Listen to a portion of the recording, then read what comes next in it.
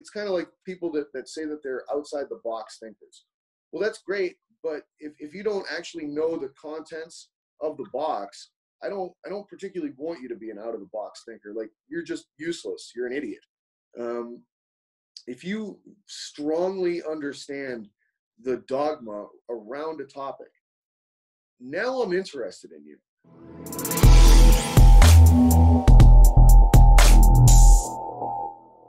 Welcome to the Upside Strength Podcast, your number one fitness and performance resource in Switzerland.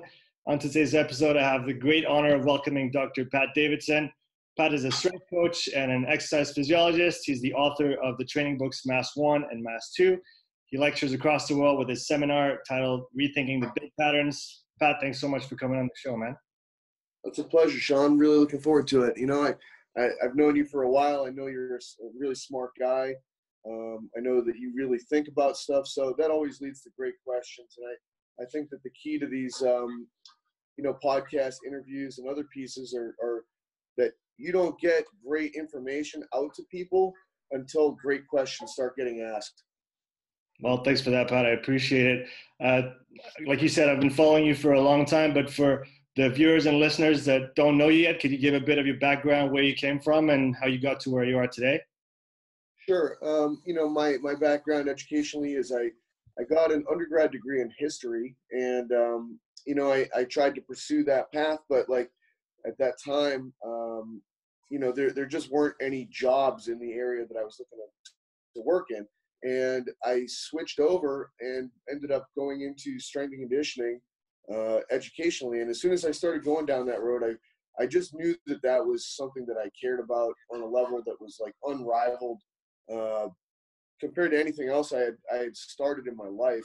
And, I continued to go educationally. I went master's degree in strength and conditioning and then PhD in exercise physiology.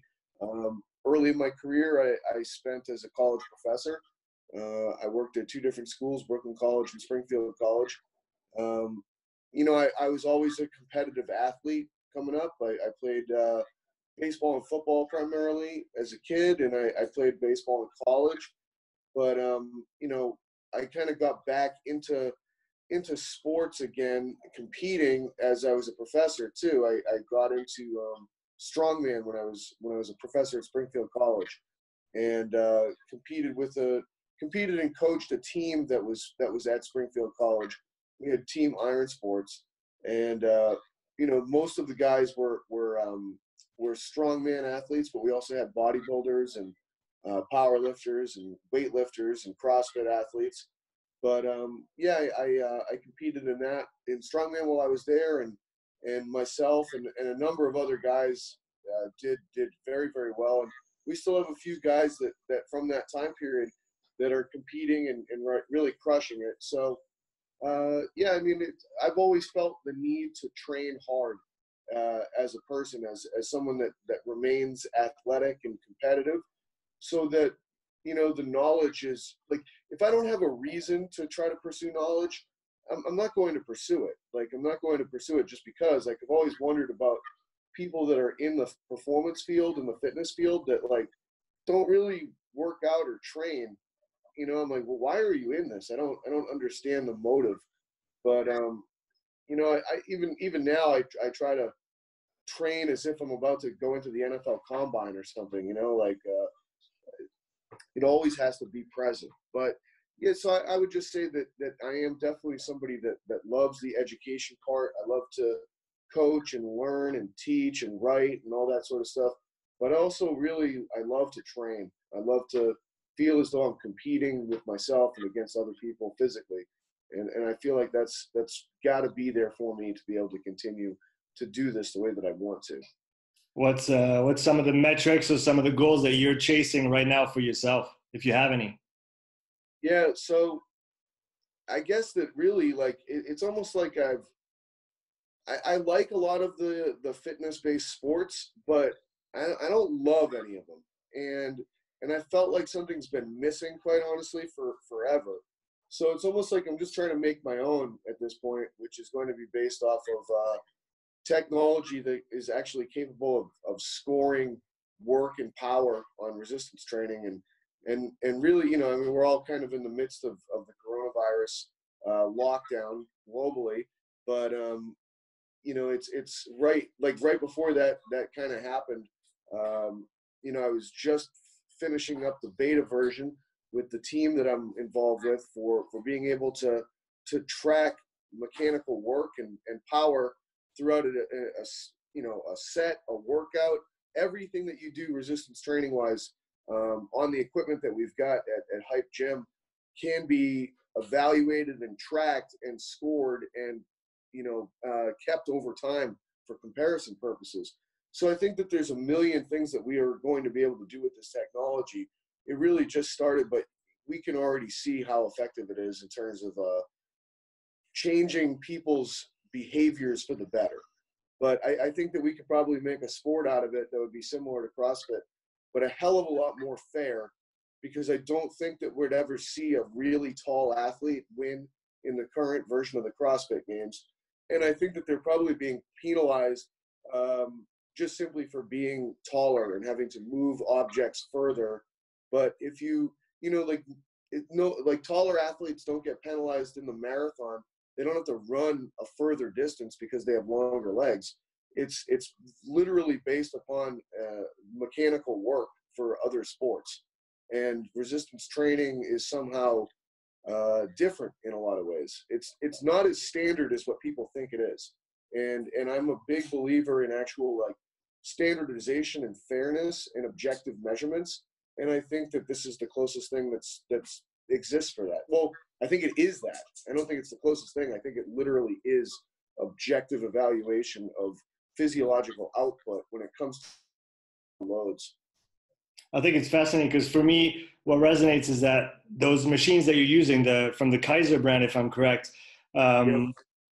what comes to mind for me is the rower, because I rode a lot, and it's like the monitor on the rower. You get instant feedback on every stroke. You know, Yep. your pace, you know, you can even have the app next to it. And I don't know if you've seen it before, the erg data app, and you see your drive length on every stroke. You see your power output on the force, everything. And it's just such if nothing else, like a motivating factor to just be able to see and get instant feedback on what you do. Because like you said, you get it on the rower, you get it on the assault bike, but you don't get it on the resistance work, right? Unless you have like gym aware and stuff like that, but it's essentially baked into the machines that you're using, which makes it super easy. You don't have to think or set it up. It's just get on and go for it. Yeah, we're going to be able to do it with not just Kaiser too. We're going to be able to do it with any piece of resistance equipment. You know, that's going to be kind of the next couple of versions of this. It's going to cost more money to be able to build it into the technology, but it's definitely something that we're going to do. And it is the rower applied to lifting weights, and it is as instantaneous in terms of the feedback with the tech that we're using. And look, like any device that you want, it immediately appears on that device. So, you know, we've got a big screen TV in the gym, but it already immediately, if you have your phone with you and the phone's in front of you, it is appearing on your phone. It actually picks up the data faster than the Kaiser machines pick up the data. And there's some limitations with the Kaiser machines. Like if you're doing an exercise like an alternating push, it won't show you it won't count the reps for you, and it won't show you like power, for instance, while you're doing it. But ours will. And so it's incredible the way that the guys that we've got on the tech side have been able to really like make something that's just unbelievably fast, like instantaneous as you're doing something. There's the feedback that you can see clearly with range of motion, and also your power, like a visual representation of your power as a bar, and you can see it either rise or fall. So, which is almost more helpful than the number for power. So it is crazy. Like, and the motivation is nuts. Like when you see somebody else beat your score, and maybe they use lower weight, and just simply by moving it through more range of motion, it's like you change and you modify to increase your range of motion. And as soon as people do that, like they understand, like it's all of the things that we've been wanting people to understand about lifting weights that are like clients or athletes that you work with. Like hey, don't worry about trying to go up in weight right now. Let's use the current weight and actually move it through the full excursion of potential. And I guarantee you'll have a better workout if you do that. And a lot of times I don't think people make that connection. They almost look at it like a punishment or something, but this is all of a sudden it's a positive reward because, hey, I used lighter weight and my score went up. That's a great, like that score is a real game changer. It would be like, people looking at just the strokes per minute on a rower, and that's the only evaluation piece that they've got. So they start doing tiny little reps, and it's like, hey man, you're not going anywhere or doing anything. Like it's that piece, but it's the other piece as well about how far it's actually going that matters.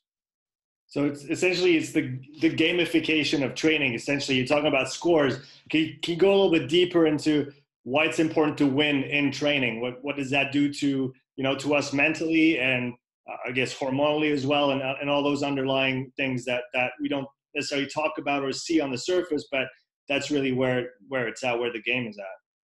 Yeah, well, I mean, I think it all speaks to like the dopamine part of the puzzle, and but I would say like overall, what we're always looking for people, and my mind almost goes back to like the old studies on hypertrophy from like when they would take like other animals, like a rat or something, and they would cut off its soleus, and they would just like put it back into its life, and they would see how much the gastroc would hypertrophy. Or they would take birds like pigeons or something, and they just like hang weights from their wings and make them fly. And then they do crazy things to those animals, like they'll cut off their pituitary gland, and they'll do the same experiment. And basically all they see is like if you force an animal to do more mechanical work, it hypertrophies significantly. And it's almost like, yeah, there's a little bit more if you give it a pituitary gland and you allow or you let it keep in its like insulin producing beta cells. But it's kind of like, man, if something just simply does more work with loading, it's going to grow. Like that's the driver. Throw out things like tempo, throw out things, whatever it is that, like, it is more work with more load that makes things grow. And how do you get people to do that is the trick, because that's generally speaking, like we could get real technical with resistance training and talk about like, neurological adaptations and rate of force development, this, that, and the other thing. But when you think of resistance training and when the world thinks of resistance training, they generally are thinking about it from a hypertrophy standpoint.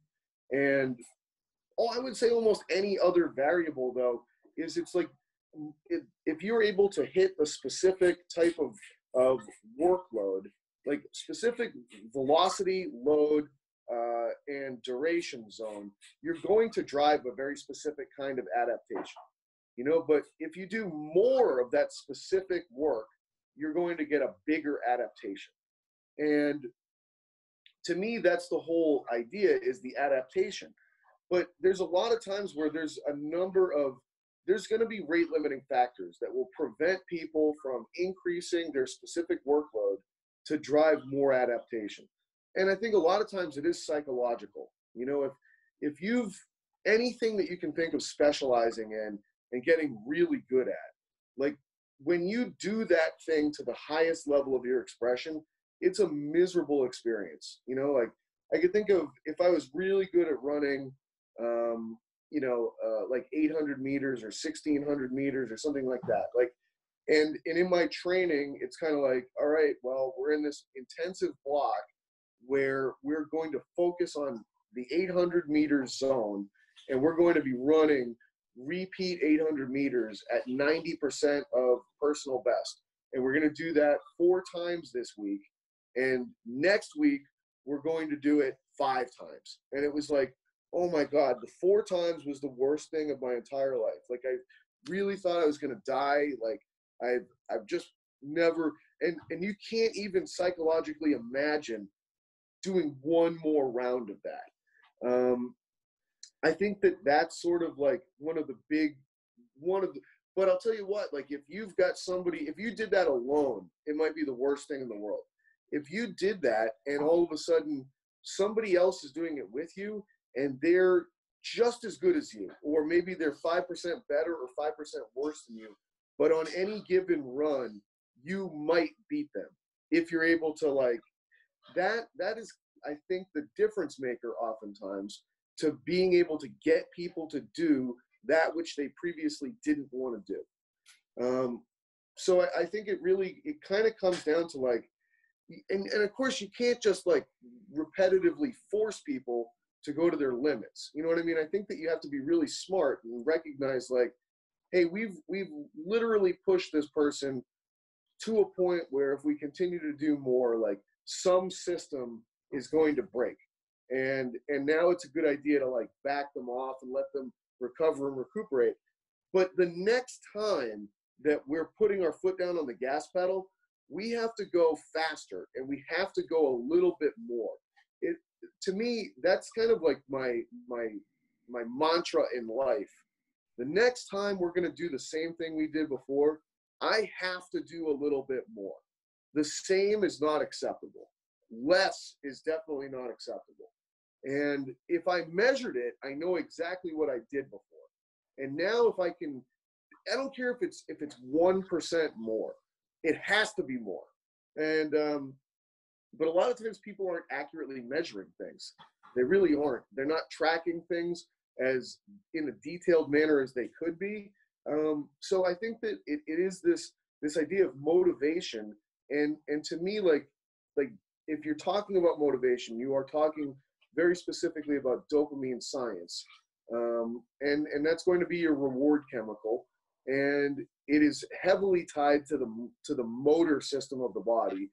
And it's also heavily tied to the visual system of the body for Homo sapiens. You know, it's like, and if you really get down to it, it's a hunting driven chemical, or it is like a calorie acquisition driven chemical, or a sexual reproduction driven chemical.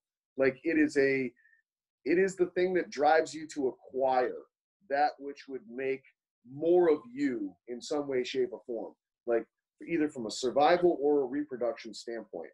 And humans, again, are very visual creatures, and we're very motor creatures. Like compared to our most common relative, the chimpanzee, they just don't move as far on a daily basis. Like their calories are within like an arm's reach, more or less, in a tree.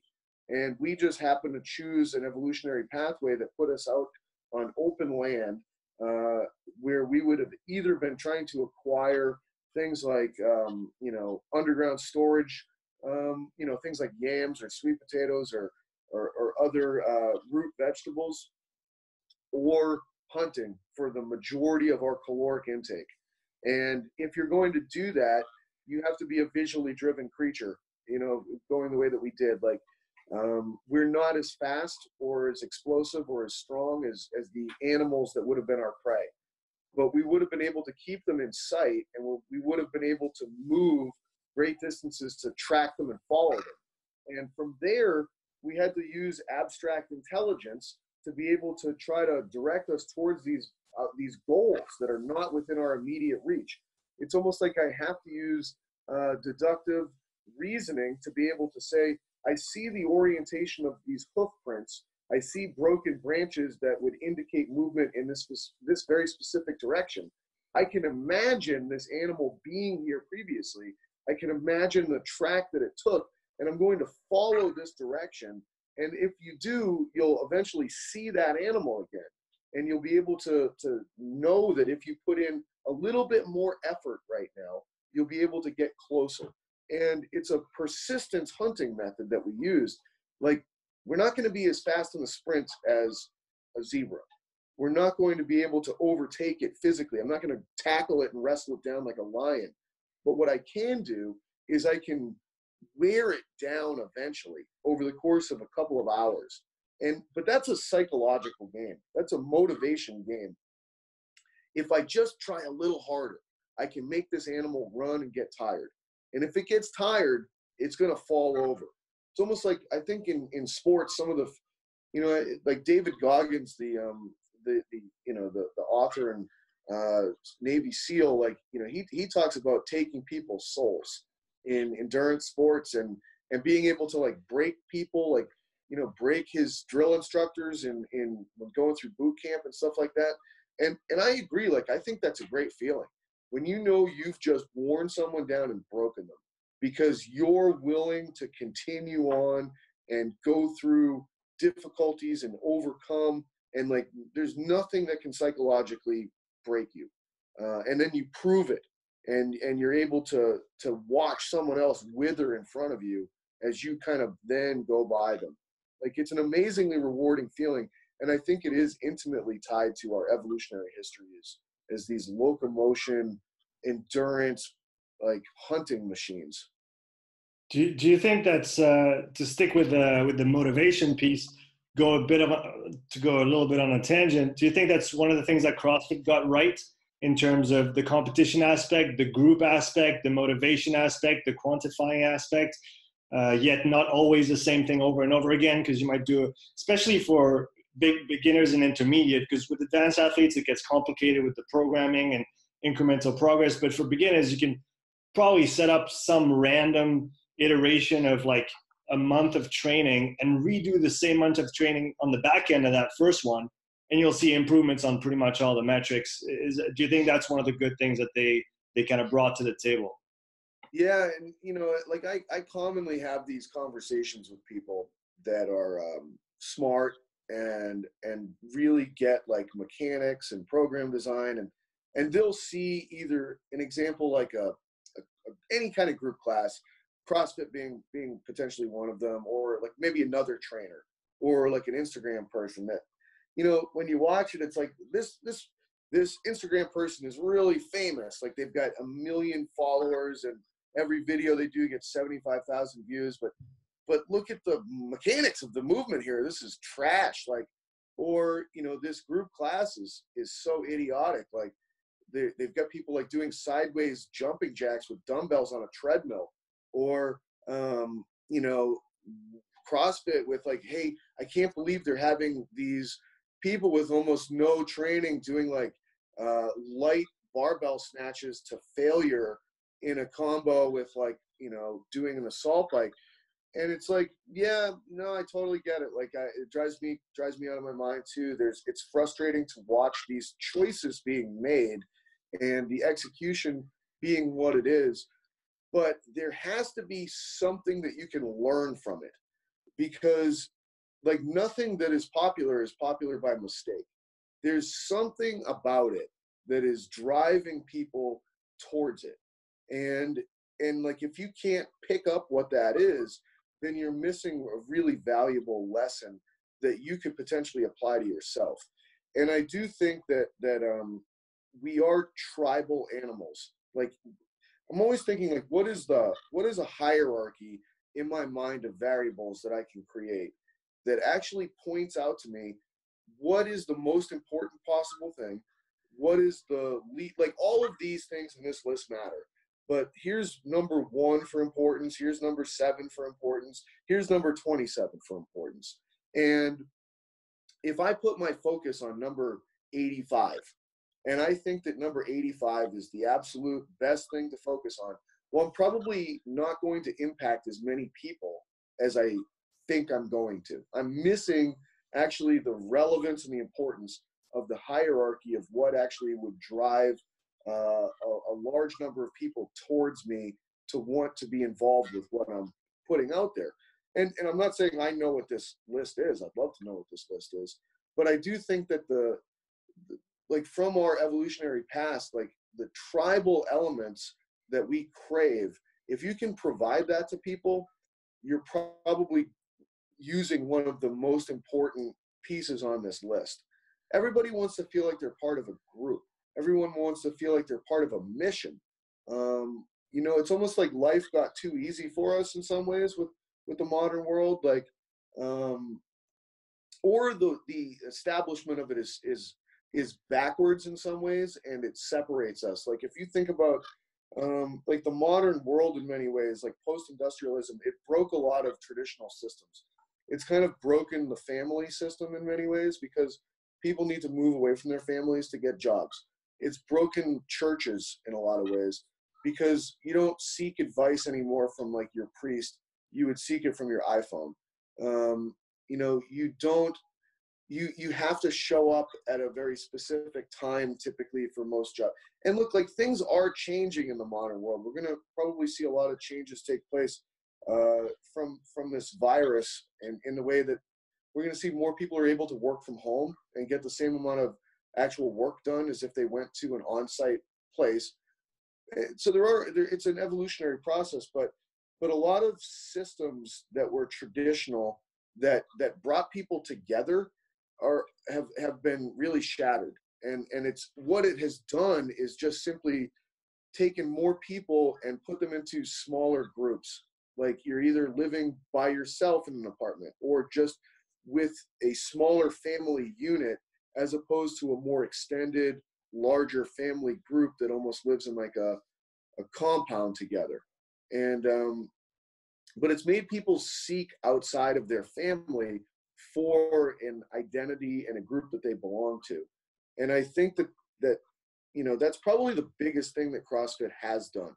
They combined an element of like, we're working together as a group towards this really difficult physical challenge that has been presented to you right now. And if you take it, it's almost like, I don't know, going to a party, a rave or something like that, and everybody's dancing together. That group energy can become part of what drives you to keep doing this. And look, like, I really do think that you can convince groups of people to do almost anything.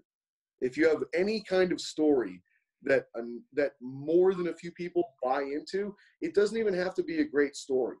It can be illogical. It can be like poor. The plot can be poor, but as long as you get a few people that are like totally into it, and they are willing, and they're like true believer types, and they indoctrinate other people into it, you're going to have yourself a mob. And once that mob energy, people love to feel that mob energy and be part of it.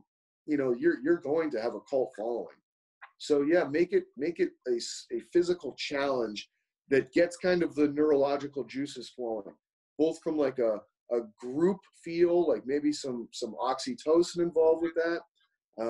Make it a measurable competitive thing. There's some dopamine. Allow it to have an endurance component so that I get some, you know, epinephrine and norepinephrine surging through the system, and also some level of like endorphins.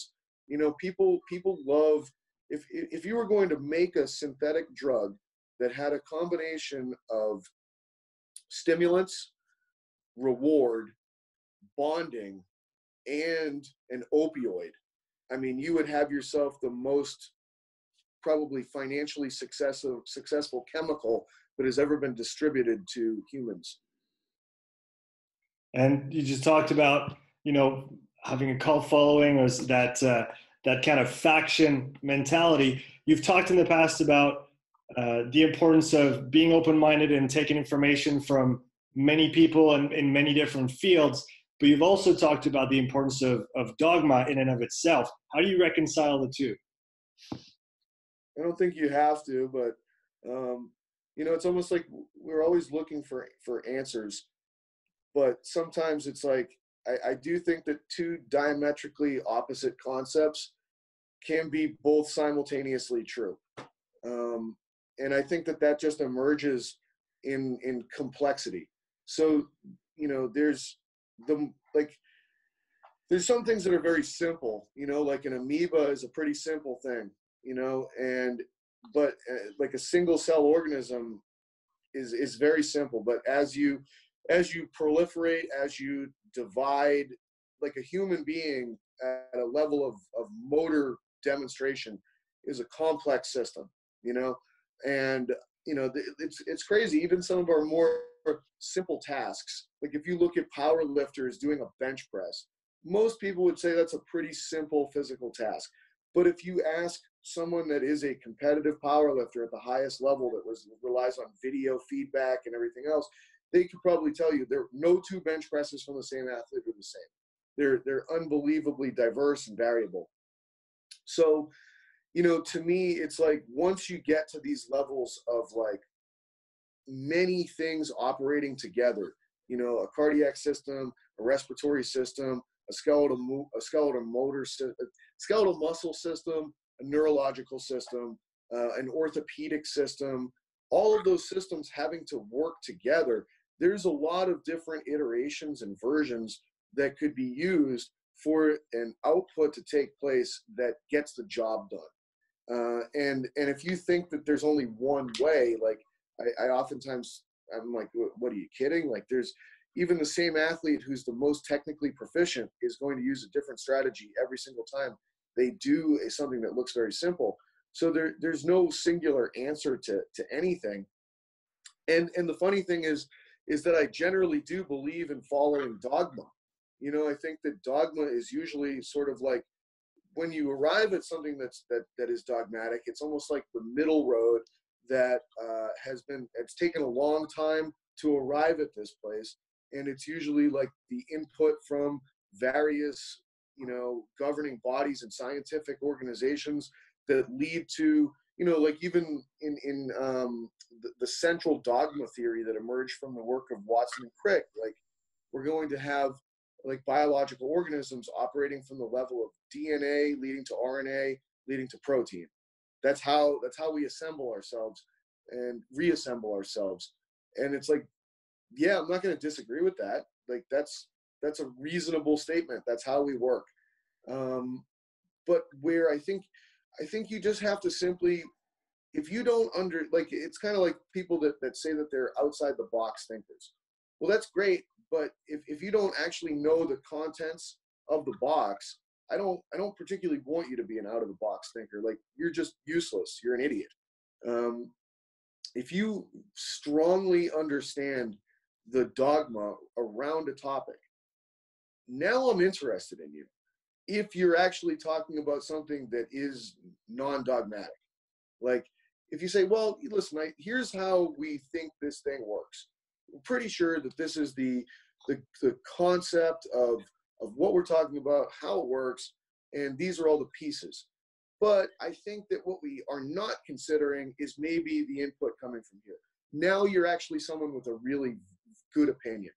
Not all opinions and information are created equal. I think like the world has shifted in a lot of ways that's kind of idiotic. There are plenty of stupid people that share plenty of stupid thoughts in the world that get really upset when you tell them that their information is not particularly worthwhile to listen to. They're like, it's just as worthwhile as anyone else's. And it's like, no, it's really not. Like some people's information and opinions have been earned over time from education, from work, from discipline, from practice, from experience. And those are the opinions and information that I'm interested in hearing on the topics that they have command of. And when those individuals are willing and able to think about what might go against the dogma, now it's the most interesting possible thing that you could listen to. So from an argument standpoint, essentially if you can strongman the dogma, strongman the argument of the dogma, now you've earned the right to go against it. Correct.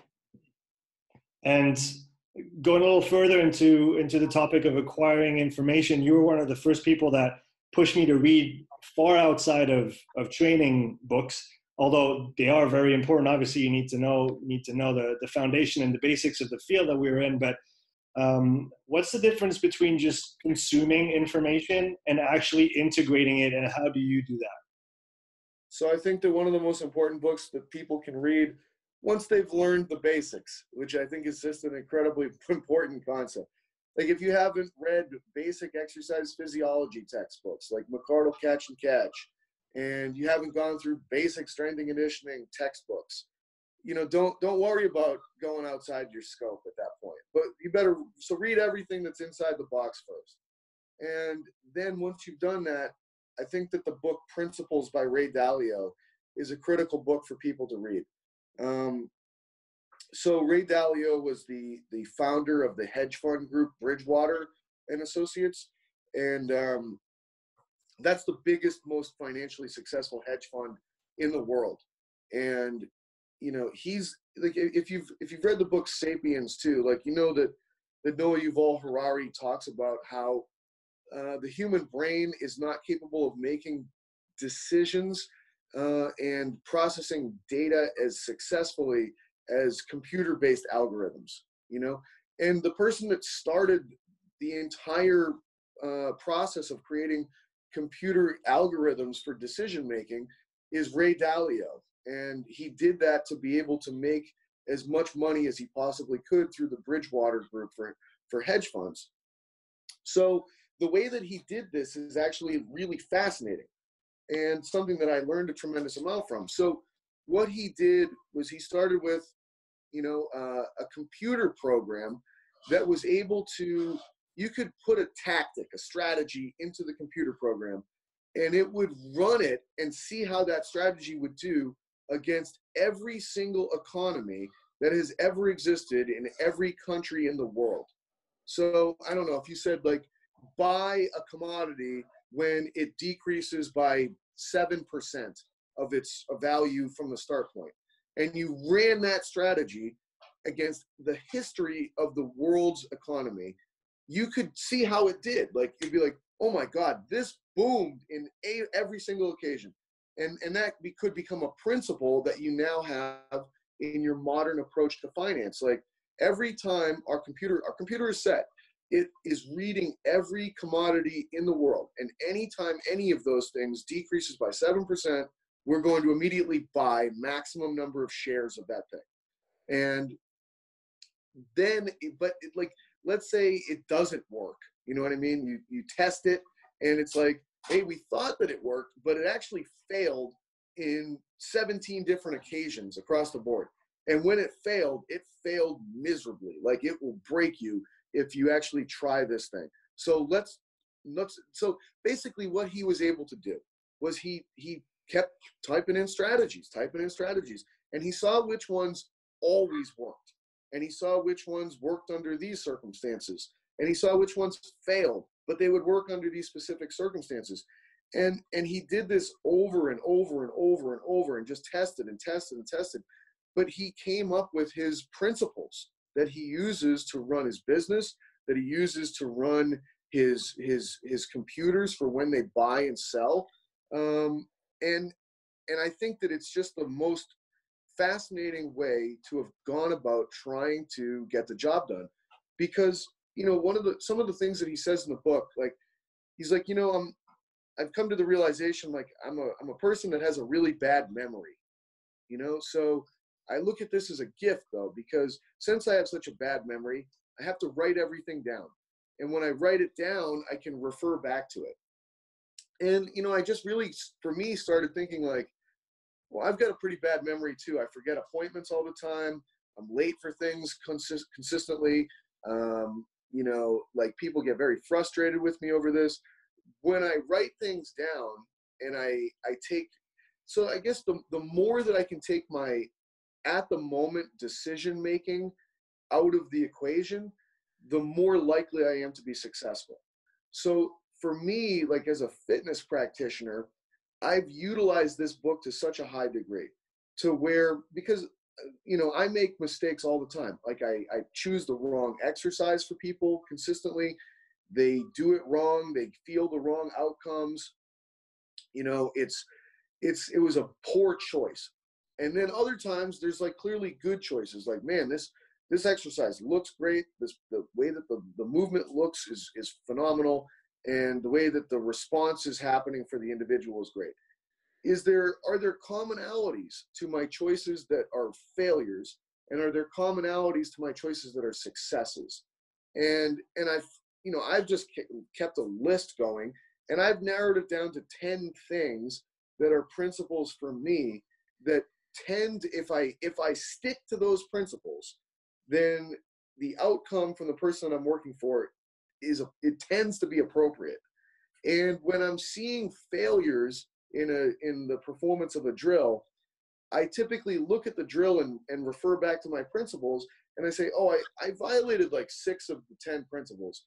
no wonder this particular drill is not working properly at this point in time. And it's also something that I try to apply, like, you know, I have my lists of progressions, like what exercise is the first exercise for this category of fitness to start with, and what should be 2, 3, 4, 5. And the order of those things is based on those principles and how they should play themselves out. And to me, that it's a lot of work on the front end, but ultimately on the back end, it makes my life so much easier. And the degree, the number of successes, the likelihood of success, and the ease of getting that success is so much higher and greater on the back end. So if not for reading outside of my direct scope, if I wasn't reading a book on the principles that a hedge fund manager created to become the world's wealthiest hedge fund owner, I never would have appreciated the power of trying to make like a logic tree or an algorithm code for determining what should be the place that you start different and across the board, all exercises that you could possibly think of. There are principles that can apply to all of them. And if I nail the principle properly, I win on the back end. So that to me is that's been maybe the most important book I've read in the last 3 or 4 years. Is it fair to say that that idea of finding the right principles and the kind of the common denominators to all things, is that what led you to creating the rethinking the big patterns and kind of categorizing into planes and stances and patterns? Was that kind of the process? That's exactly it. You know, it's like Ray Dalio talks about, like, you know, when you're trying to evaluate all of the things that could influence the stock market, there's billions of things, you know, but once you have this like a categorical mind and you've created a methodology for how to categorize things, you realize that, like, when you're looking at something now, it's just another one of those, is kind of how he refers to it as. And to me, it's like that's what we're looking at with exercise. Like I feel like the categories that I have within Rethinking the Big Patterns, it can literally, if you look at any movement that is happening in front of you training wise, you realize, oh, that's another one of those. Okay, it's not this unique special thing that like this person just invented. It's just another one of those. And when I'm really looking at it, like it's like I try to think of like things that are ridiculous movements, you know, like when I see someone, and look, like I called this Rethinking the Big Patterns. It's not the small patterns. I think that there's plenty of smaller patterns. And when I think about what those are, those would be like more single joint isolation types of things. You know, like calf raises would be a small pattern, bicep curls would be a small pattern. Those are all great things. But I also would think that like something like a battle rope, that's just elbow flexion and extension. It's a small pattern. So, you know, you think about like like some of these ridiculous things, like people doing burpees and hopping up to battle ropes. Like I'm just thinking about things that are likely to be seen on Instagram that are filmed well and that have some level of like, you know, enormous viewership. And it's like, well, what is this drill? Because it just looks exotic, but it's probably like, you know, what's a burpee? It's kind of like a knee dominant thing on the way down, and you kick back, and now you're in sort of a core thorax position, and then you kick back in, which was, I guess, some kind of a small pattern in some ways, but then you stand back up, which is knee dominant, and then you're in elbow flexion and extension. It's really just like a mishmash of a couple of small patterns. And if I was looking at the knee dominant, it's kind of like low load, high velocity, short duration. You know, what adaptation took place from that? Well, probably very little. You know, like from a tissue perspective, none probably. From a cardiac, like there's other choices where if you think about what you're trying to accomplish, would make so much more sense than this activity. But I'm trying to get at is that there is no particular activity that's all that special. You know, it's not like whatever the hell that was is going to drive this magical adaptation that's going to turn your body into this thing that's going to look great on, like, you know, the beach somewhere, where you're going to impress people with your physique that was created from this particular exotic drill. That's just not how it works. Like, if you're able to have drills that actually focus and target very specific tissues and physiological systems, and you accumulate more work within those target tissues and target systems, you're going to increase the likelihood for you to experience the adaptations that lead you to new structural and functional demonstrations of your own body. But you have to actually be very good at mathematically increasing those specific workloads over time. So because that is the only thing that's going to drive results for people, you know? And I think that there's just so much unfortunate lack of knowledge about that, where it's only emotional decisions being made by the consumer. You know, it's like, I'm going to do this exercise that this person is prescribing for me, and the reason I'm doing it is because this is a good-looking human who has a lot of energy. And if I want great abs, I have to do this thing because that person has great abs. And it's like, man, that's a really bad, like, buy or sell approach. Really terrible approach there. You know, so I would love to see like a transition from the ability for the consumer to be able to receive products that actually do drive them some results. Like, I do feel very frustrated for the fitness consumer in a lot of ways, and not just for the general population individual, but also for athletes, because in a lot of ways, like, they are falling victim to the exact same thing. Like, they're not special. Like, if you watch the majority of athletes train, it's like the same crap that you see the general population do.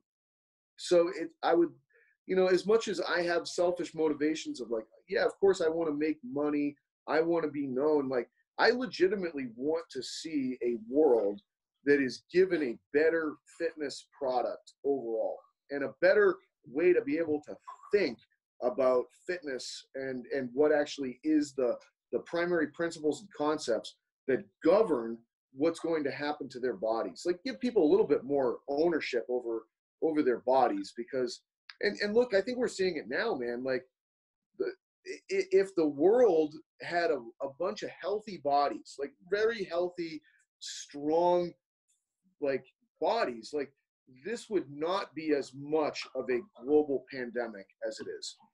You know, which is potentially a controversial statement, but I think if we were able to extrapolate and look at large data samples, it's probably the least controversial statement that someone could make.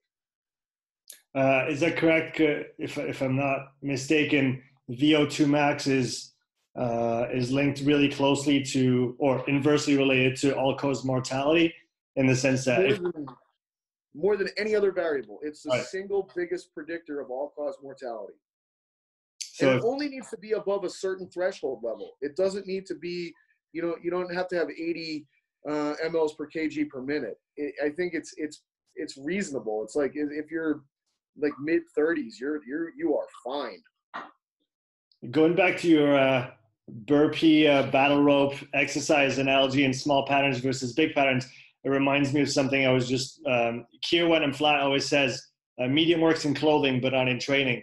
It's almost like those little patterns are in the middle, but what we're seeking is the adaptations that can only come from maximal outputs, which the big patterns are going to provide us with, whether it's a sprint, whether it's a heavy back squat, a heavy bench press, and all these maximal outputs are going to make the quote unquote operational practice or training much easier. And that's kind of the adaptation shows itself in the middle, but it's made up here kind of thing. Yeah, you know, I think that the smartest analysis of this is actually coming from Mike Israetel.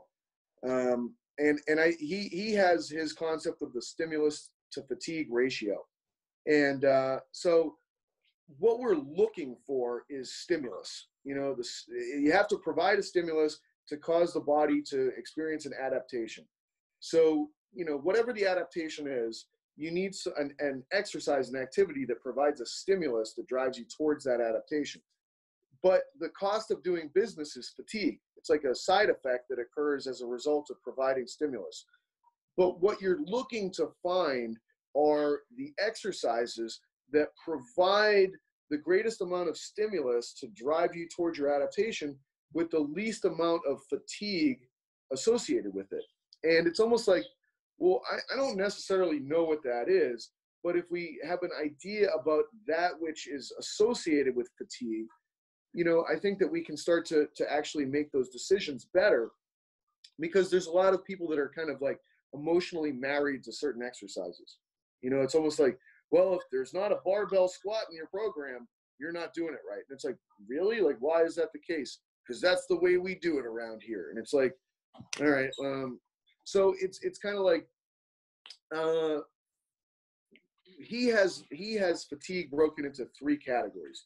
There is local fatigue, central fatigue, and axial fatigue. And when you think of, or central could also be called like system fatigue. You know, you think of like certain exercises, like a squat is a good one to analyze. Like you're going to have, and it could be different rep ranges. You know what I mean? Like if you're doing a 5 rep max squat, it's going to obviously be a significant amount of axial fatigue, okay? And you're going to get a tremendous amount of local fatigue as well. The system fatigue is going to be present, but the system fatigue of a 5 rep max squat is not even close to a 20 rep max squat. You know, a 20 rep max squat is much lower in the way of axial fatigue, but the system fatigue is going to be like through the roof, you know? And it's kind of like, what's your goal? What is the adaptation that you are seeking from the squat that's in your program? You know, for someone that's such as yourself who is looking for rowing performance to improve, you might be looking at the squat for the first, you might be saying to yourself, I want to do squat variations that limit axial fatigue. I don't need my axial skeleton necessarily to take a pounding from this. It's not going to lead to performance improvements for me. Maybe your rate limiting factor is the amount of leg drive that you're getting from the rower. Maybe it's the system is dying on some metabolic level. I don't know. I haven't really experienced your training and where you're at and what factors might be the big pressing ones.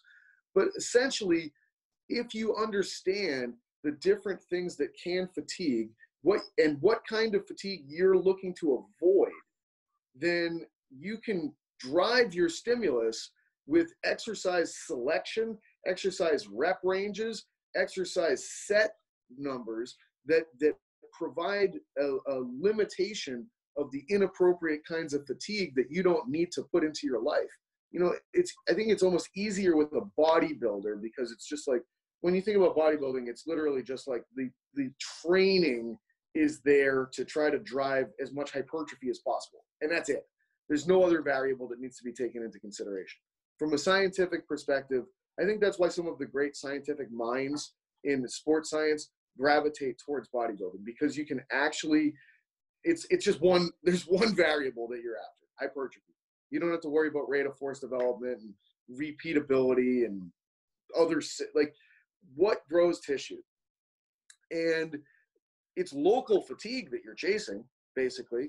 Like, it doesn't matter how much you can deadlift, it matters how big your hamstrings are. You want to limit axial fatigue if you can do that. You don't need to drive your system fatigue through the roof. You know, if you can find an exercise, maybe it's a 45-degree back raise that limits system fatigue, limits axial fatigue, but the biomechanics for your body just absolutely torch your hamstrings, and you are experiencing almost exclusively axial or system local fatigue at the level of the hamstrings with fairly minimum load, and your hamstrings are growing over time. Like, there's our winner. why would I deadlift? Why would I do good mornings when this thing is getting the job done from the adaptation I'm seeking? It's accomplishing this with the least amount of unwanted fatigue being associated with the effort.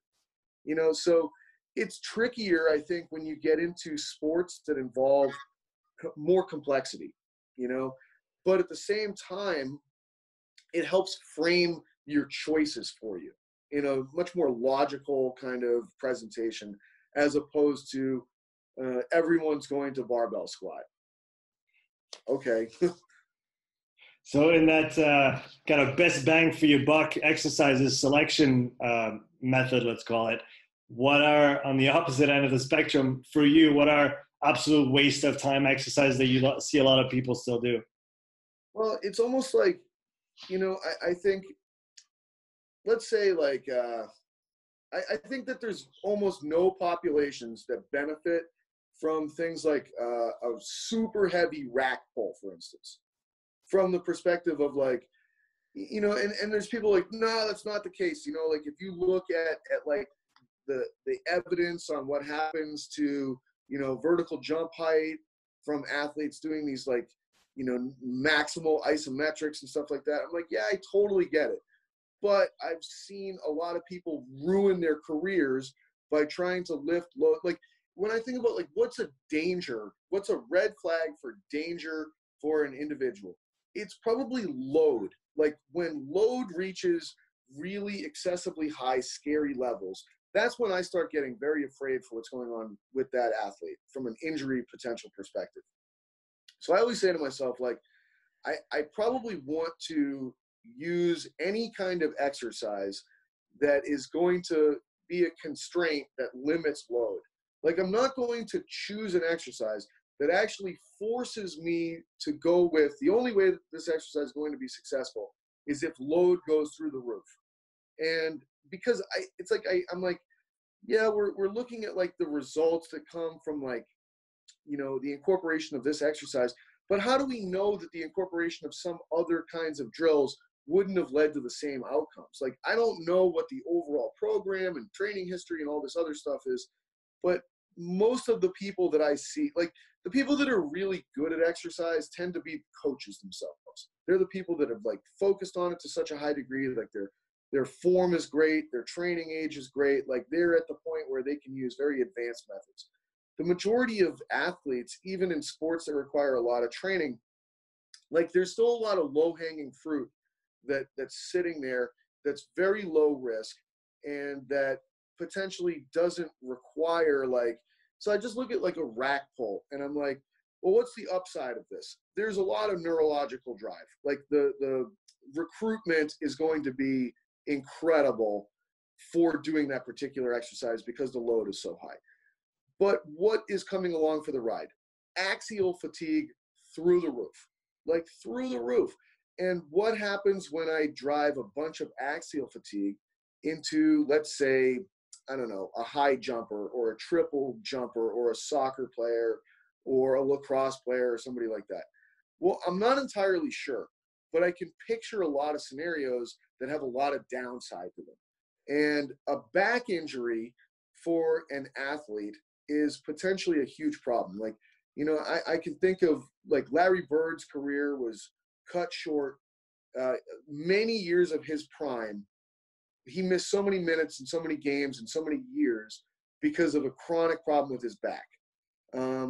If you are taking a multi-million-dollar asset and somehow you drive a back injury into that person and you take away minutes and games and years from their career, that's catastrophic, you know. And there's probably so many other things that you could have done that would have provided the sorts of stimulus that you were looking for with avoidance of the fatigue that you absolutely want to stay away from at all costs. And like, I don't know, I just, the rack pull is just one of those ones that kind of like sits there for me because I just see all the people that have all the goals that don't go along with a rack pull doing rack pulls. I'm like, why are you doing this exercise? Well, I'm looking to grow my traps or something. Like, it's always like this this goal that makes no sense for the reason for the exercise that I'm seeing.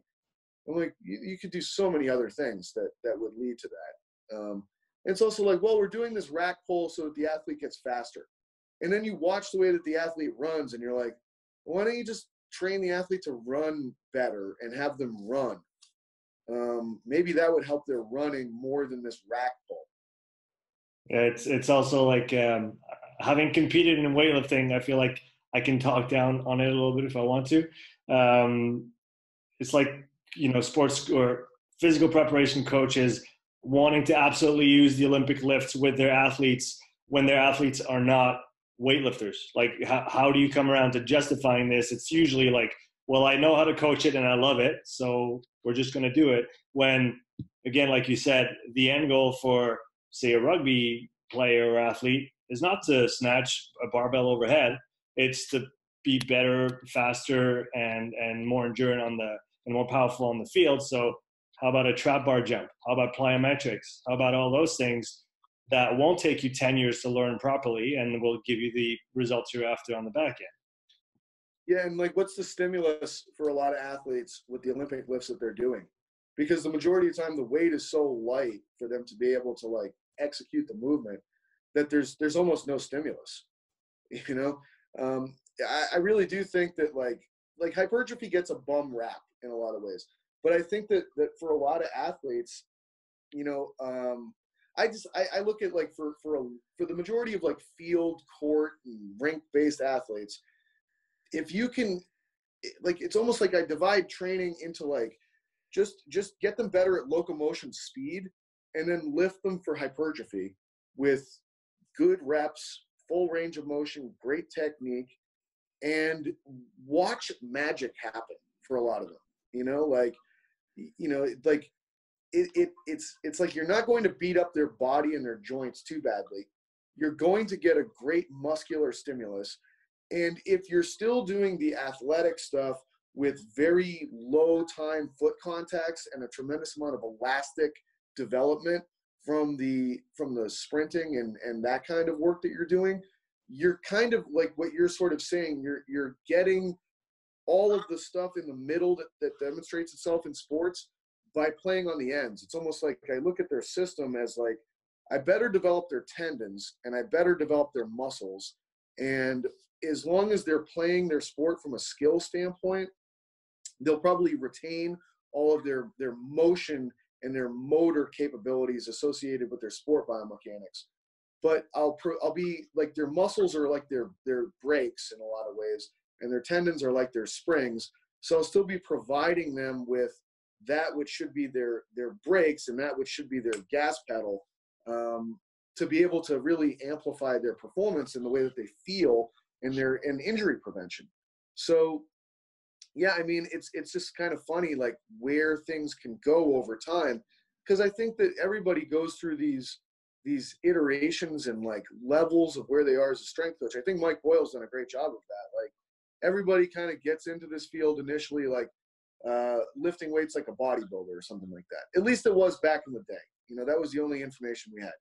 And then after that, you see really strong people. And you're like, hey, how'd you get so strong? Oh, from this powerlifting style training. Cool, I'm going to try that. And then, you see these other people that are like much more athletic and mobile and fast and explosive. You're like, hey, how'd you get like that? Well, I'm an Olympic style weightlifter. Okay, I'm going to try that now. And then it's like, hey, we're all injured now. So what do we do? Oh, I see these other guys that are doing this incorporation of physical therapy involved with the training. And it's like, okay, awesome. I'm going to learn all of this stuff. And now we're doing core exercises and we're learning mechanics. And that's cool. But now we've kind of gotten like weak and slow. So we have to like circle back and go back to some of these original athletic things. But it's with like a new appreciation. And it's almost like your training turns into like bouncy stuff and bodybuilding with keeping your body in really good positions. And that's kind of where the training gets to again, but it's with a completely different perspective and approach. So it's just kind of funny how that seems to be sort of this trajectory that you can kind of go through. Yeah, it kind of all leads to what you were saying before. I like the the analogy of the tendons being the springs and the muscles being the brakes. It just maximal outputs on the very high force, very high speed, like a sprint, is going to develop that stiffness. And then the very high force, very low speed on the, let's say, pure strength work is going to develop from the structural perspective and of the muscles themselves. And like you said, kind of everything in the middle takes care of. Then you give them a great engine on the back end, and now you have guys that can play a full game without being tired, can run fast, are strong, without any of the fancy stuff in the middle. Yeah, it's like, hey, how about we do aerobics and basic resistance training and speed work, you know, and that usually gets the job done.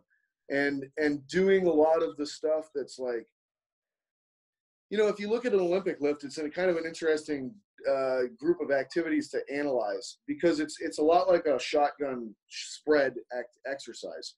It's like, is it really fast? Well, it's not as fast as a jump, you know what I mean? Because the loading's higher. Is it really strong? Well, it's not going to be as strong as a deadlift or a front squat. You know, is it like, it's nothing that really reaches the far edges of like the physiological qualities that you would actually be shooting for. You know, it's like, it's not as reactive as a plyometric drill. It's not as forceful as a, you know, like I said, a heavy squat or a heavy pull. It's really just kind of in the middle when you really think about the activity. And kind of what we've been getting at here is a lot of things that are on the edges are actually the thing that provides what you're looking for in almost like a trickle down effect. But it's like, you're not going to be able to accumulate enough volume with Olympic lifts as your tool to be able to provide the stimulus for adaptations that you're generally looking for with resistance training for non-Olympic lifting athletes. You know, it's like, how many sets and reps are you going to do? Are you going to do 4 sets of 12 with these Olympic lifts with a weight that would actually be appropriate for driving these kinds of, like, no, we're not going to do that. And it's like, well, there's a million reasons why you're not going to do that, but probably the biggest one would be like system and central fatigue. Like if you did a set of 12 with a weight that's like your 14 rep max for a clean and jerk, like, may God have mercy upon your soul. Like, you're going to be in a puddle and like begging for forgiveness for your sins by the end of that first set. And you're not going to be able to get through 3 more sets and then do other stuff after that. Like, you're done. And what have you accomplished with your day? Like, very little, you know, like the overall mechanical work that you've done is very small compared to if you put together a better program, you could have accumulated a much bigger amount of total work that drives way more adaptation. Pat, it's been absolutely great. I have one last question for you, and it's actually a quote from Speed Trap that I just finished reading by Charlie Francis, and I wanted your opinion on it or your take on it. Goes towards symmetry and performance. So I'll just take a minute to read it. This was not to say that Ben's stride was technically perfect, nor even symmetrical. As always, his left knee drifted out to the side with each driving step. It was Ben's most obvious physical anomaly, but it never impeded him, and I'd resolved long before to ignore it. The human body adjusts to small idiosyncrasies, and you tamper with them at your peril. There are no style points to be won in sprinting. There's no sense in regimenting form if the result is a slower runner. So from your perspective, when is it appropriate to correct form when something doesn't look quite right, and when should you just leave it alone? Yeah, so I mean, people might jump on that and be like, but like, if you look at Ben Johnson's sprinting form, it's beautiful. You know what I mean? Like, anybody that looks at that would be like, wow, that's a beautiful running performance. It's not like Charlie Francis did no coaching of the way that he ran. You know what I mean? Like, if you spend any time around Derek, like, you're going to realize, like, he coaches running. Like, he uses great cues with athletes. He works on their form, their technique. I'm 100% sure that, you know, Charlie and Derek were coaching Ben. You know what I mean? Like, but at a certain point, you just realize, like, this is the way that this guy moves his leg. For this leg moves that way. And, you know, why, like, I'm not going to go above and beyond what we've already been doing the technique is good enough. And I think that's a really important concept that you have to get to is, they talk about it with parenting a lot. Like, good enough parenting is what you want to achieve. And anything above and beyond that is actually a problem. It's actually now worse that you tried to make it better. Because now you're making the person neurotic. And, it's almost like that can be like a first child problem.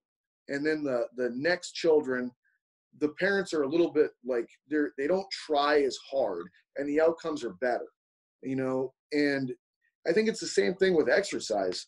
Like, at a certain point, it's like, that looks pretty good and the outcomes that we're looking for are happening. And if I try to go in here and kind of get very like nitty gritty, like there's a difference between improving things that are clear and obvious problems and then picking the fly shit out of the pepper. Like, at a certain point, you're going to be doing more harm than good. And when that happens is a hard line to be able to reach. But I think that, like, you've got to be able to zoom out and just sort of like ask the question, like, and again, I think that in a lot of ways, the stimulus to fatigue ratio is a really good concept to follow. I think it's a great overall principle. And it's like, well, when this person does this activity that would be creating the stimulus that we're looking for, like, what's like there's fatigue, and then there's also like injury and pain, just pain driving problems. So number one, like, does this activity perform this way drive pain? If the answer to that is yes, then we're going to have to modify this thing. Like, we're going to have to change it. So I think that's like a clear differentiator of, like, if the activities and the style of the activity is driving a pain response, the activity approach has to be changed, or we have to throw the activity out altogether. Now, so that's one caveat. Another piece is just, if you are seeing things have to be improving. What is the variable that you're tracking that needs to go in a certain direction?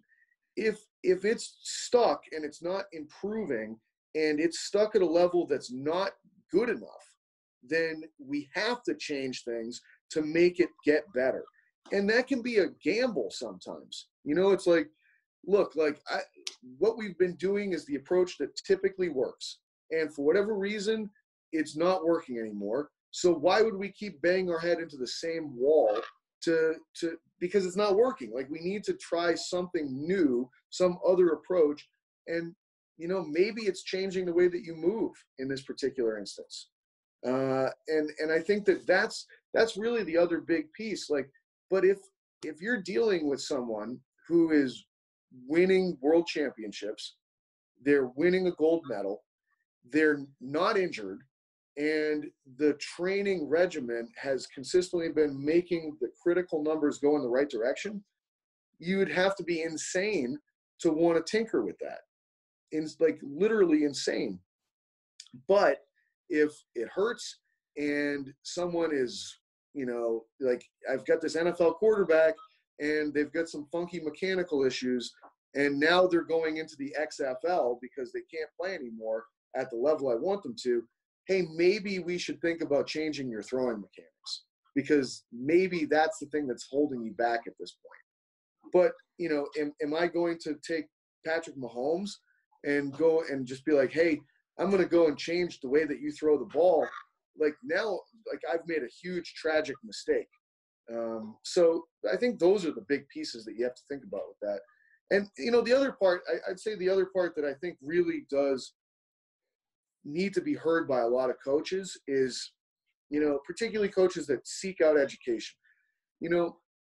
There's going to be a lot of concepts that you're going to learn along the way that require a tremendous amount of thought and deliberation to be able to learn and understand and be able to potentially implement. All right. And so you have to go to continuing education experiences to learn information. And sometimes that information is hard to understand. And, but that doesn't necessarily mean that information is going to be useful in all circumstances or at all. Like sometimes you may have learned a concept that was incredibly challenging to understand. Maybe like I'm not really afraid to throw examples out there. The FMS, for instance, if you study their methodology, you have to learn all these tests, okay? You have to learn what characterizes a 1, a 2, a 3. Then you have to know, like, what is the algorithm for what you're supposed to do based upon someone scoring this particular score on this test. The problem with the FMS is that the research has been terrible for the FMS. Like it basically is saying that the test doesn't measure anything. It's not associated with being able to predict injury outcomes. It's not associated with being able to tell you what should be and should not be included in someone's training regimen. The test itself is basically invalid. It's not worth doing. And that's going to be a tough pill for people to swallow that like paid money to go to that course and that put time into learning this system and have this emotional connection with it. Like, I'm sorry, but you got to be able to kind of move away. It's like, and I had to do the same thing. I put a tremendous amount of time into learning that system and into learning all the approaches associated with it. And it wasn't all a waste. I took a lot of valuable information away from what I learned from the people that put that together. But I also learned, you know what, this particular test and the recommendations, they don't make sense. They don't actually add up. But so I got to move on from it. I got to discard it, and I got to be able to just know that that's the right thing to do. It's like breaking up in a relationship. It's like really hard to do, but at a certain point, you just have to do that under certain circumstances. Is that sunken cost fallacy? I mean, I think you pushed me to read Thinking Fast and Slow, and that said you invested so much in it that you don't want to let go of it, even though you know it's probably the right thing. But you've emotionally, financially, temporally, you've invested so much you just can't let go of it. Yep, but you have to. You have to let it go. You got to walk away, and if you can do that in the right circumstances, you're always better off. But that emotional human heuristic brain does not want to. It's desperately clinging to hold on to this thing, where it's like, man, if you just let this go and walk away, you're going to be so much better off. Well, Pat, it's been an absolute blast. Where can people find you on social media? Best place is on Instagram. At Dr. Pat Davidson on there. It's Dr. Pat Davidson. You can get links to everything that I've done through the Instagram bio link. There's a link tree in there, so it takes you to all the different things. And hopefully when this thing's all over from like a global virus thing, I'll be able to get the Rethinking the Big Patterns seminars back going again. And the book is currently in the editing mode, and hopefully that's done in the next few months, and then can be published and put out for purchase. So I'm very excited about that, being the next big thing that I put out for content, because that's to me it's not even close in terms of the work that I've done. The book is by far the biggest project I've ever worked on, with the most amount of information and value that of anything I've ever done in my life. Well, make sure to let me know when it comes out, and we'll pass it on to all the people that are interested in learning more. Thanks so much for your time today. Thank you, Sean. It's been a pleasure. Yeah, have a great day, man.